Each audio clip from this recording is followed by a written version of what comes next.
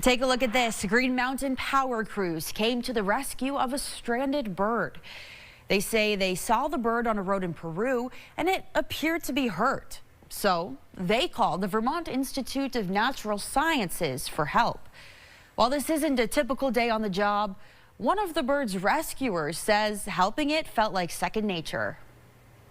In particularly a guy in our safety department, Bob Cothran, who's always asking us to check on each other, not just physically and the inherent risks of the job, but emotionally as well. And I think we saw this bird and we decided to apply some of his safety practices to our feathered friends.